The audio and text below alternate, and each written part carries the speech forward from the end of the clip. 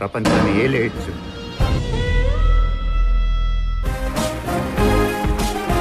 It's a journey. Assalamualaikum sahabat cerita puisi. Mimin ingin ulas film berjudul Maharshi. Filmnya sangat menginspirasi. Beberapa channel sudah bahas film Mahes Babu ini. Mimin hanya ingin membawakannya dengan sepenuh hati. Tidak peduli view-nya rendah atau tinggi. Is now.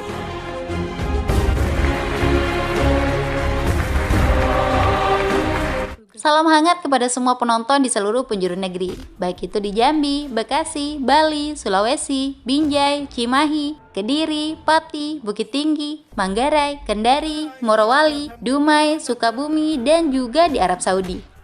I think I am the CEO of this company. Oke, selamat menikmati.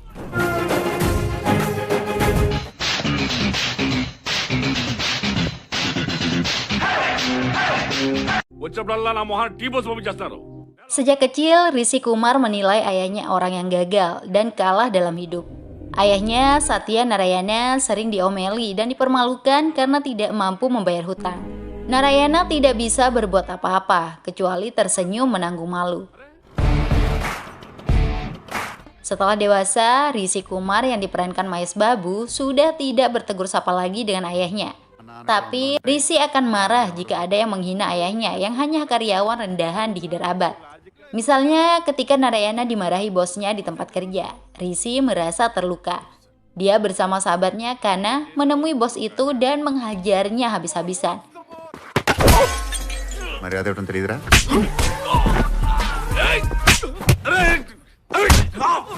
Setelah puas, barulah Rishi pura-pura salah pukul orang. Narayana selalu dianggap orang yang kalah dalam hidup. Meski begitu, setiap hari Narayana bersedekah kepada orang gila. Setiap hari pula Narayana tertawa bersama teman-temannya, seperti tidak memiliki masalah hidup. Gaya hidup seperti itu terbukti membuat ayahnya jadi orang gagal. Rishi adalah sarjana teknologi. Dia akan melanjutkan pasca sarjana di Institut Teknik dan Teknologi India atau IIIT, Vizag. Rishi sangat berambisi menjadi orang sukses, tidak seperti ayahnya yang sudah kalah.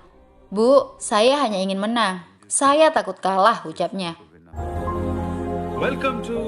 Perjalanan Rishi mengejar gelar Master Teknologi dimulai. Pada hari pertama masuk kampus, Rishi jenuh mendengar sambutan seorang dekan tentang kesuksesan. Apalagi dekan itu menganggap dirinya sudah sukses. Rishi maju ke podium saat mahasiswa baru diberikan kesempatan berbicara. Rishi berani menyebut dekannya belum sukses, karena pencapaiannya stagnan, hanya sampai ke level dekan. Padahal tidak ada titik dalam kesuksesan, yang ada hanya koma. Sukses bukanlah tujuan, sukses adalah sebuah perjalanan, ucapnya membuat semua orang bertepuk tangan. Rishi menjadi cukup populer setelah berbicara tentang kesuksesan. Dia juga bertemu mahasiswi cantik bernama Pooja, diperankan Pooja Hegde. Tapi Rishi dicuekin.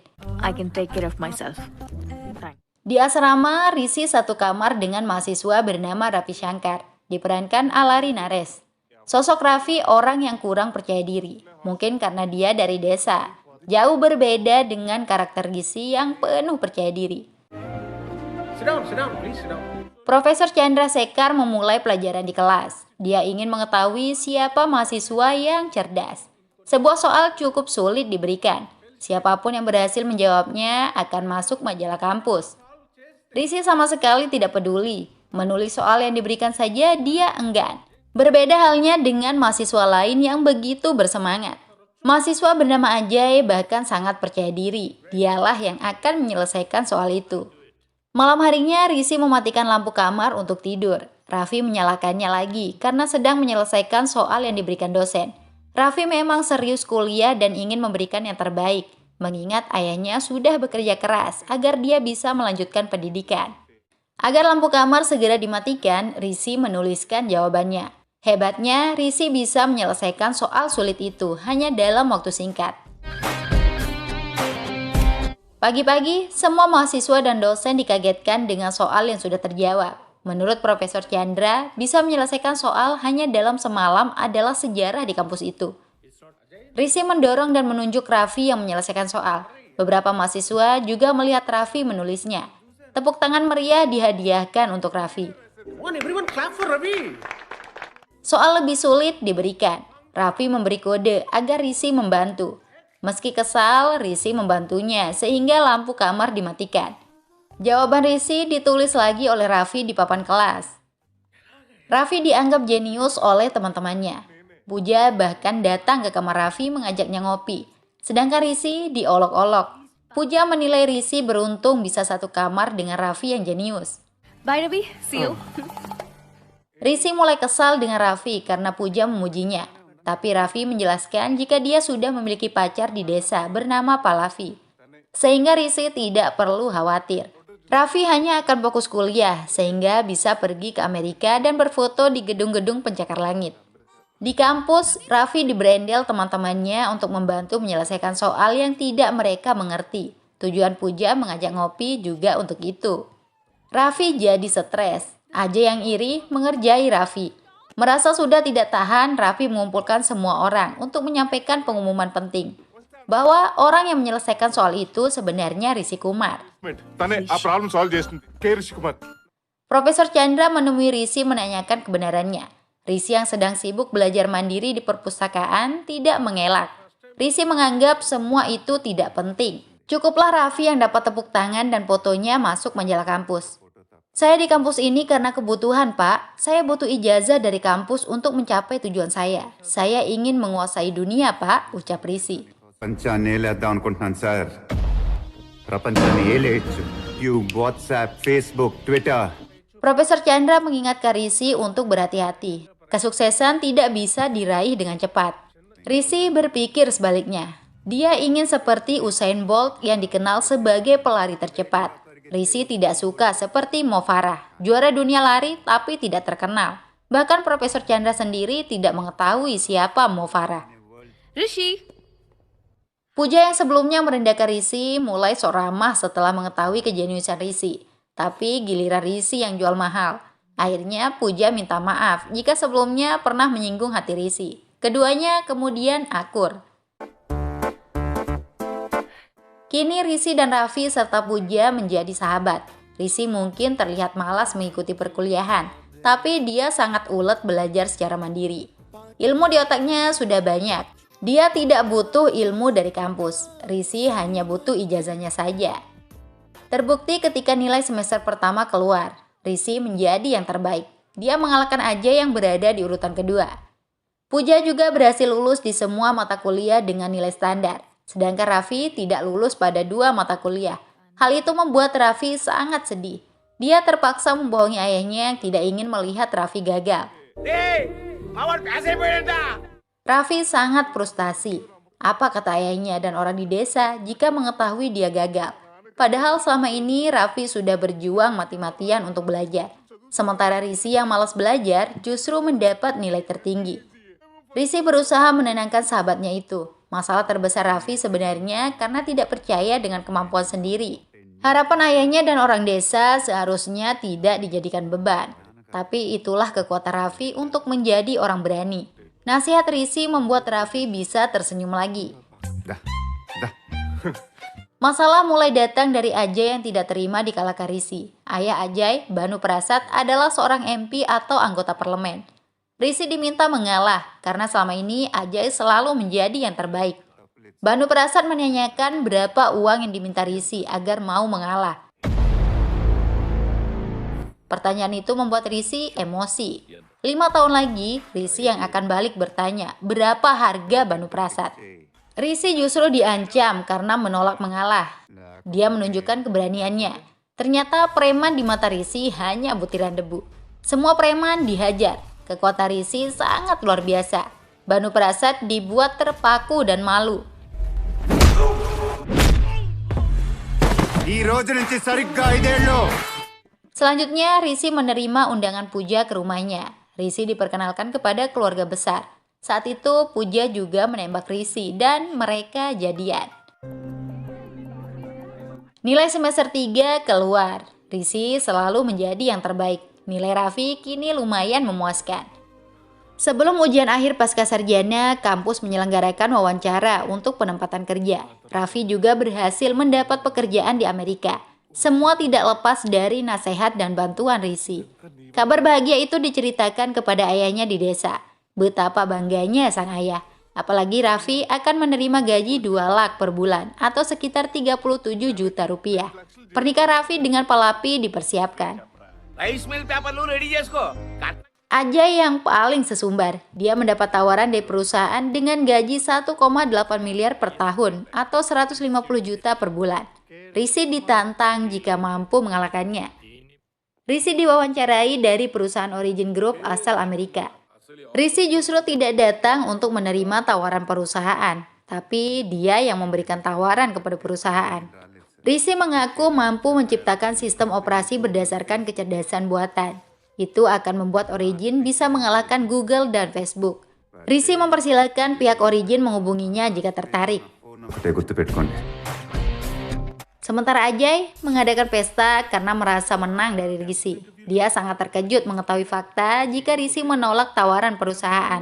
Rizky yang justru memberikan tawaran. Sampai-sampai para petinggi perusahaan akan datang ke kampus untuk tangan kontrak dengan Rizky. Kejeniusan Rizky memang tidak tertandingi. Puja semakin bangga dengan calon suaminya itu. Puja sendiri menolak tawaran dari perusahaan di India karena dia akan menikah dengan Rizky dan ikut ke Amerika. Mimpi indah Puja itu berbeda dengan rencana Rizky. Sejak kecil Rizky berjuang keras untuk sukses. Dia tidak mau Puja menjadi beban dalam karirnya. Puja berusaha memahami karakter kekasihnya itu. Dia akan tetap mendukung langkah Rizky dan siap menunggu. Sikap Rizky justru mengajak putus. Rizky memiliki banyak mimpi yang ingin dia capai di Amerika. Puja menjadi sangat kecewa. Dia pergi dengan air mata.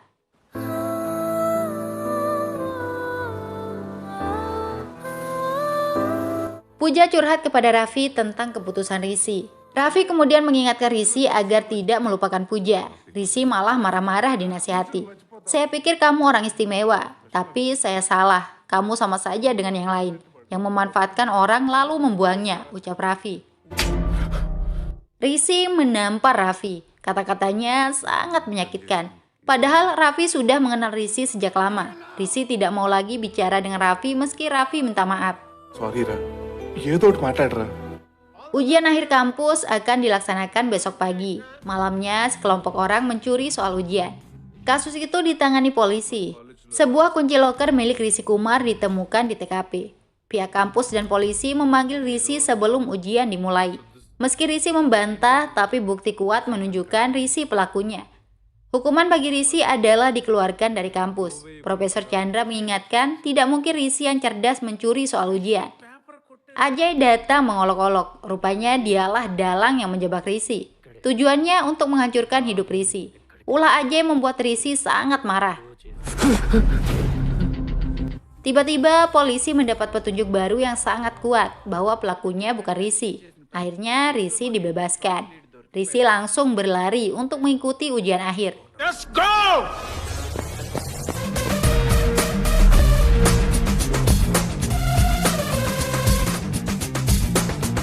Kini Rizky sudah bergelar Master Teknologi.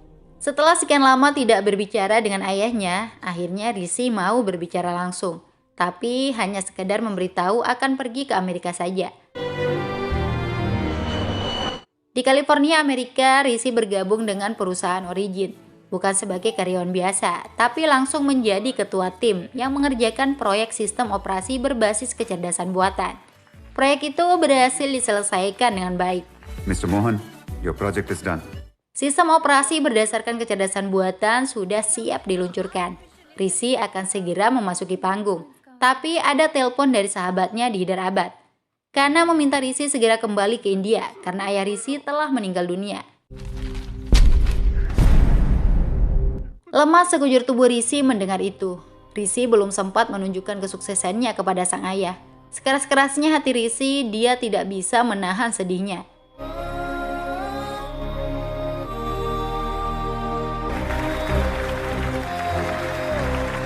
Rizky maju ke panggung meski hatinya sedang bergejolak. Matanya terlihat sembab. Suaranya serak menahan kepedihan telah ditinggal sang ayah. Terlepas dari masalah pribadinya, Rizky berhasil memaparkan sistem operasi berbasis kecerdasan buatan. Rizky mendapat tepuk tangan di tengah hatinya yang hancur. And that future is now. Rizky pulang ke India. Ayahnya sudah kaku tak bernyawa. Hubungan mereka belum akur. Ayahnya justru terlalu cepat pergi. Rizky sekuat tenaga berusaha tidak menangis. Ibunya memberikan Rizky sebuah surat yang ditulis ayahnya. Surat itu seharusnya diberikan saat ayahnya masih hidup. Melalui surat, ayahnya mengungkapkan kerinduan yang sangat dalam kepada Rizky. Sudah cukup lama keduanya tidak saling bicara. Ayahnya menyadari jika penyebab semua itu karena Rizky menganggap ayahnya orang yang gagal. Tapi saya tidak pernah merasa gagal, karena saya adalah alasanmu untuk selalu ingin menang. Saya hanya gagal sukses saja. Rizky, saya tahu kamu akan mencapai apapun yang kamu inginkan. Maafkan ayah jika itu memungkinkan, nak. Ayah sangat merindukanmu. Saat kamu kembali, tolong panggil ayah sekali saja. Ayah ingin banyak bicara denganmu, tulis ayahnya.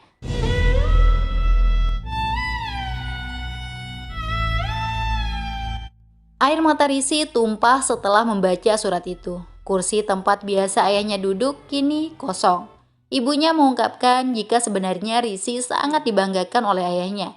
Tapi entah mengapa justru antara ayah dan anak tidak saling bertegur sapa. Rizky kembali ke Amerika memajukan Origin. Setelah beberapa tahun, perusahaan itu semakin berkembang pesat hingga menjejaki 70 negara. Rizky berkontribusi besar membantu Origin Group menjadi perusahaan terbesar di dunia. CEO Origin, John Bates, mengumumkan pengunduran diri. Dia pensiun dari Origin. Banyak nama-nama yang beredar untuk menggantikan posisinya, termasuk Rizky Kumar. Nama Rizky Kumar mulai banyak dibicarakan media internasional, tidak terkecuali media-media di India.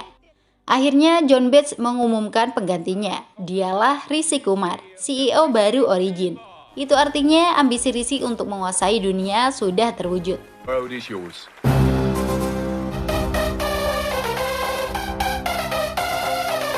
Rizky mulai menjalani hidup sebagai CEO. Wajahnya semakin sering tampil di televisi. Rizky ditanya presenter bagaimana cara mengetahui orang itu sudah sukses atau tidak. Rizky dengan mantap memberikan jawaban. Masa lalu kita yang mengatakan kita sukses atau tidak. Di mana kita dulu dan di mana kita sekarang, jelasnya. Rizky mengaku sudah memprediksi jika dirinya akan berada di posisi saat ini. Kini dia menjadi miliarder. Kenangan saat kekurangan uang dulu selalu diingatnya. Hari ini saya menghasilkan triliunan, tapi saya masih sakit hati karena tidak punya uang untuk bayar hutang ayah saya saat itu, tuturnya. Ketika ditanya definisi sukses, Rizky memberikan jawaban yang cukup keren. Bahwa sukses tidak memiliki definisi. Karena ketika seseorang sukses, orang itulah yang menjadi definisi kesuksesan. Rizky benar-benar telah jaya. Ibunya juga diajak tinggal di Amerika. Rizky selalu menghormati ibunya dan berhasil membuat sang ibu bangga.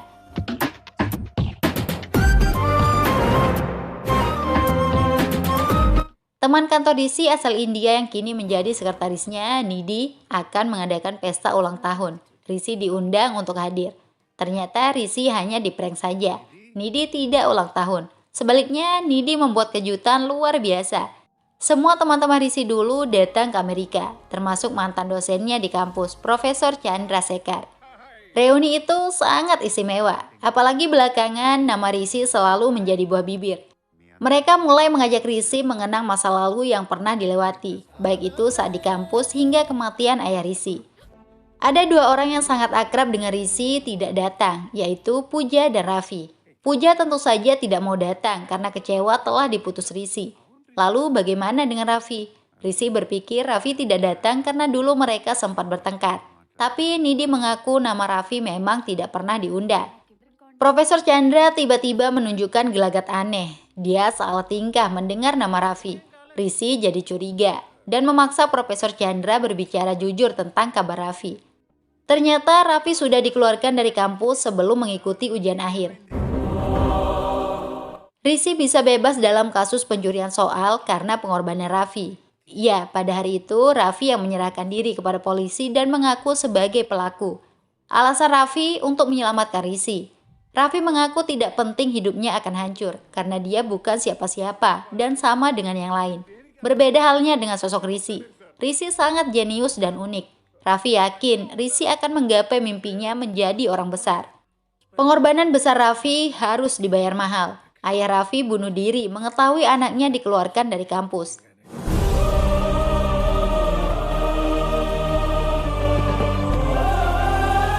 Raffi tahu kamu tidak suka minta bantuan siapapun.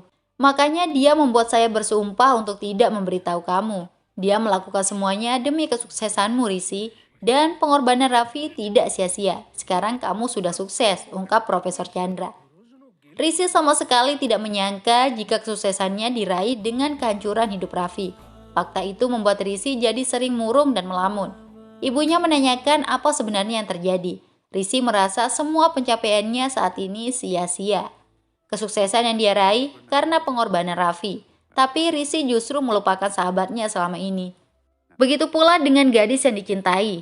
Pooja sudah pergi dari hidupnya. Hal yang menyesakkan dada, Rizky juga tidak sempat berbicara dengan ayahnya saat masih hidup. Apa saya menang, Bu? Lalu apa yang saya menangkan? Ujar Rizky. Ibunya memberikan nasihat sederhana. Rizky harus mengikuti kata hatinya. Saat itulah kemenangan sejati akan diraih. Rizky kembali bangkit. Dia mengumpulkan semua jajaran direksi Origin Group. Rizky mengumumkan bahwa dia akan pergi ke India untuk sementara waktu. Rizky jadi marah ketika rencana itu banyak mendapat penolakan. I think I am the CEO of this company. Rizky berhak melakukan apa saja sebagai seorang CEO tanpa persetujuan siapapun. Rizky kemudian mengajak ibunya terbang ke India. Kedatangan Rizky menjadi berita utama. Rizky mengaku agendanya hanya pribadi saja, tidak ada urusan bisnis. Rizky menolak menginap di hotel mewah. Dia langsung mencari keberadaan Raffi di desa Ramafaram, Andhra Pradesh. Kekuatan uang membuat Rizky mudah menemukan Raffi. Rizky melihat sahabat lamanya itu sedang berada di bawah tenda sambil membaca koran. Rizky mulai menyapa. Raffi langsung berlari memeluk Rizky penuh bangga.